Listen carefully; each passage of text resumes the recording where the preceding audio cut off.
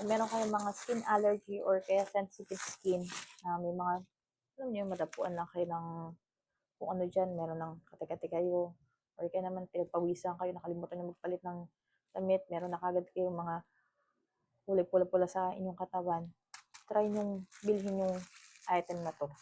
Kasi, ginagamit to ng asawa ko, especially minsan, pag pinagpapawisan kasi siya, kakaroon siya ng mga butlig-butlig sa katawan niya.